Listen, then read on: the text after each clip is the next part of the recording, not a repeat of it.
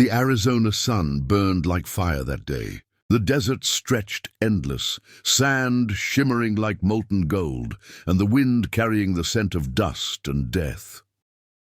Jake Morgan rode slow on his buckskin horse, his hat pulled low to shield his eyes. He'd been riding since dawn, searching for water and silence after too many days of gun smoke and whiskey towns. The world had turned hard on men like him, men who had seen too much, said too little, and buried too many.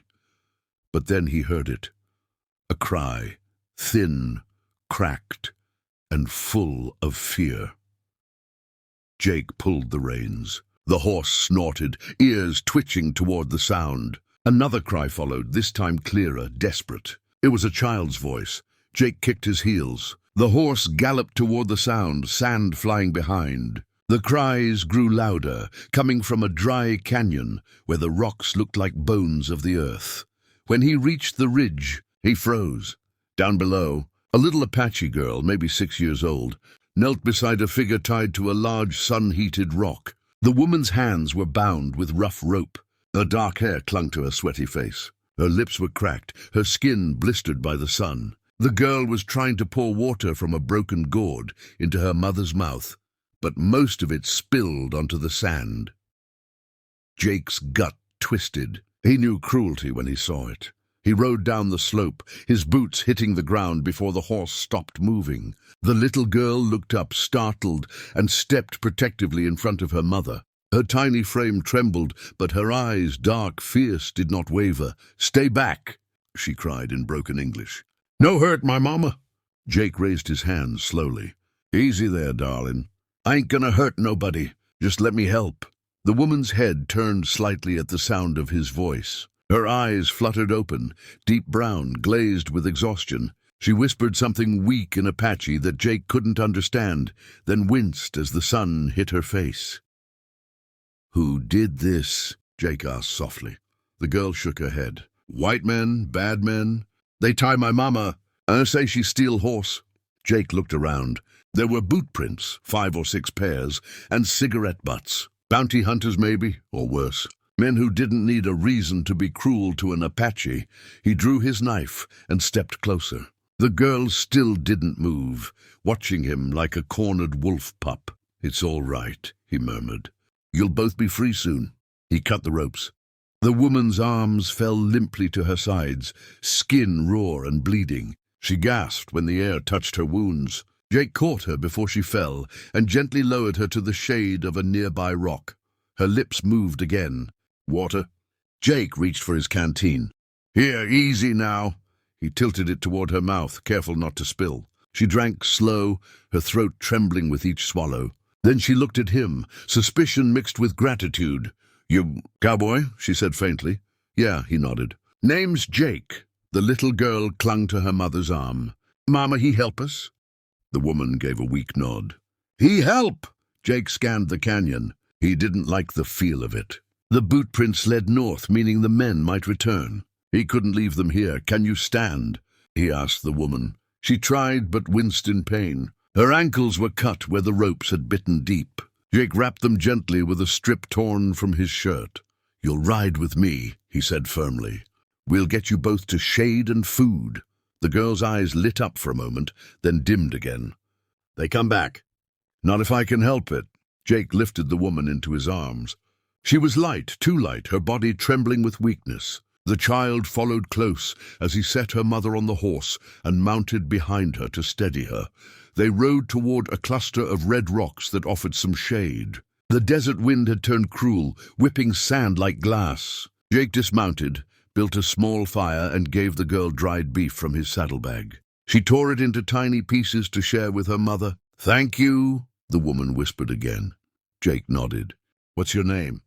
"Naima," she said softly. "And this is Tala, my daughter." Tala smiled shyly before returning to feeding her mother. Jake studied them.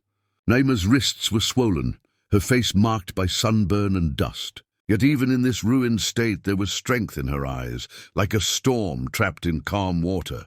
"Naima," he said, "you and your girl safe now. But whoever did this might not be far." She looked down.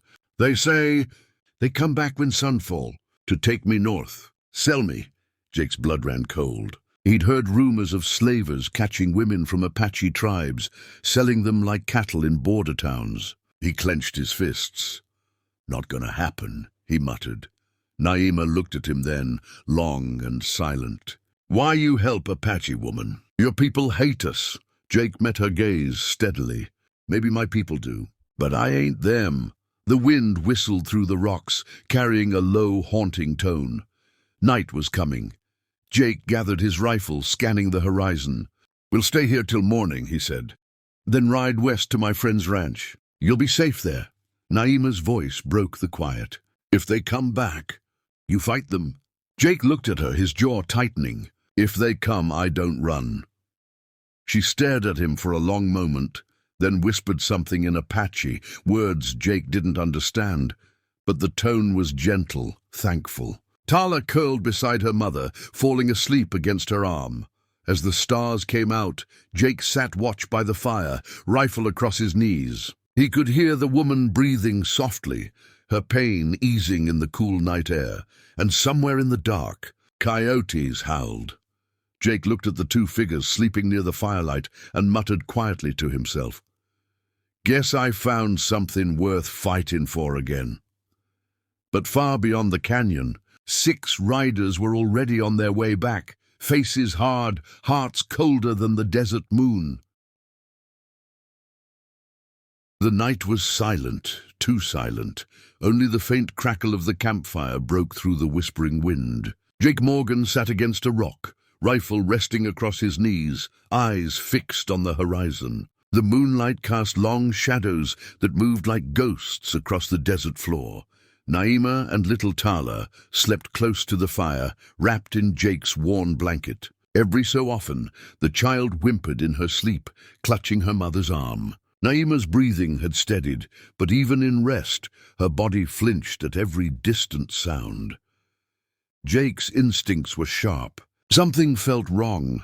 He rose quietly, moving a few steps away to scan the canyon. Then he saw it, faint movement in the distance. Tiny glints of metal under the moonlight. 6 riders, coming fast.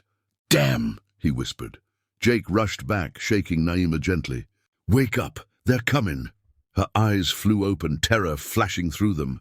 "The men, they return?" "Yeah, we gotta move now." He lifted Tala into her arms and doused the fire with sand. The horse snorted nervously as Jake packed his saddle. "We'll ride through the ravine," he said. "They'll have to come in single file. I can hold them there." Naima's voice trembled. "You fight alone?" Jake smirked slightly, checking his rifle. "Ain't the first time." They rode through the rocky shadows, the night wrapping around them like a cloak. The sound of distant hooves grew louder. Jake stopped at a narrow pass between 2 cliffs, barely wide enough for 1 horse at a time. "Stay here behind the rocks," he told Naima and Tala. "No matter what happens, don't move till I say." Naima grabbed his arm. "If you die, they kill us too." Jake looked into her eyes, dark, fierce, and glistening with fear. "Then I guess I better not die." He moved forward and knelt behind a boulder, steadying his rifle. Moments later, the riders appeared. 6 rough-looking men with bandanas and rifles slung low. Their leader, a scarred man with a red scarf, spotted the smoldering ashes of the campfire. "They were here," he growled. "Fan out." Jake waited until the first rider entered the pass. Then crack! The rifle thundered. The first man fell off his horse before he even hit the ground. The others shouted and scrambled for cover, bullets flying in wild bursts that echoed across the canyon. Jake reloaded fast, teeth clenched. Another shot rang out, another man down. But they were advancing, crawling between rocks like snakes. Naima huddled Tala close, whispering words in Apache, praying to spirits of the wind and stone. She could hear the gunfire, the shouting, the curses. Then silence. Her heart pounded. She peeked around the rock, her breath catching, when she saw a figure stumble toward her. Jake limping, blood streaking down his arm. "Stay back," he rasped. "They're not all gone." Before she could speak, a shadow rose behind him. One of the bounty hunters, bleeding but alive, swung the butt of his rifle toward Jake's head. Naima screamed. Jake turned just in time to block the blow with his forearm and slammed his fist into the man's face. They wrestled in the sand, kicking up dust. The hunter drew a knife and slashed, grazing Jake's ribs. Naima didn't think. She grabbed a fallen rock and struck the man across the skull with all her strength. He fell motionless. Jake gasped, clutching his side. "You sure hit hard, lady?" She dropped the rock, trembling. "You saved us." "I save you." He gave her a weak smile. "Fair trade." Then Tala ran out from cover, tears streaking her cheeks. "Mama, Cowboy hurt." Jake waved her off gently. "Just a scratch, darling. I'll live." He tore a strip from his sleeve and pressed it against the wound. The last of the bounty hunters had vanished into the night, too scared to come back. The canyon fell quiet again. Naima stared at the fallen men, then at Jake. "You kill for us." Jake sighed, wiping the sweat from his brow. Did what had to be done. She stepped closer, eyes glistening. "No man ever helped me before. They call me Curse. Say Apache woman bring bad luck." Jake looked at her with a softness that surprised even him. "You're no curse, Naima, you're a fighter. And your girl. She deserves better than this." For a moment, they just stood there under the moonlight, two souls from different worlds, bound by something deeper than words. When dawn came, the desert glowed golden again. The air smelled of dust and gunpowder, but also of new beginnings. Jake helped Naima mount the horse, while Tala clung to her waist. "Where we go now?" the little girl asked. Jake smiled faintly. "West. I know a man near Prescott. Has land, water, and a good heart. He'll give y'all a place to rest." "And you?" Naima asked. Jake hesitated. "Maybe I'll stick around. Make sure you're safe." Naima's lips curved into the faintest smile. "Then Cowboy, not just hero, Cowboy." "Friend?" he chuckled, adjusting his hat. "Guess I can live with that." They rode for hours through the warming desert. Naima's head rested lightly against his shoulder as Tala hummed a tune only Apache children knew. For the first time in years, Jake felt something more than survival. He felt purpose. By midday, they reached a ridge overlooking a valley, green trees, a stream glittering like silver, and a small cabin in the distance. Jake pointed. "That's where we start over." Naima turned her face toward him, her eyes softer now. "You think we can start new life? After all this?" Jake looked at her, the sunlight catching in her hair. "Out here, folks lose everything every day. But the ones who survive are the ones who still believe they can begin again." She nodded slowly. "Then I will believe." Tala grinned. "Mama, Cowboy, come with us." Jake looked at the little girl and smiled. "Yeah, kid. Guess I ain't riding alone no more." As they rode down the hill, the wind carried their laughter through the canyon where only cries and gunfire had echoed the night before. The sun was high now, not burning but warm and bright, like hope reborn. Behind them the desert kept its silence. The vultures would soon circle the place where the men had fallen. But the story that began there would live longer than bones or bullets, because that day, under the cruelest sun, a cowboy had found something he didn't. No, he'd lost his humanity, and an Apache woman, and her daughter had found something they never thought they'd have. Again, freedom. Jake looked back one last time at the endless horizon. "Let's go home," he murmured.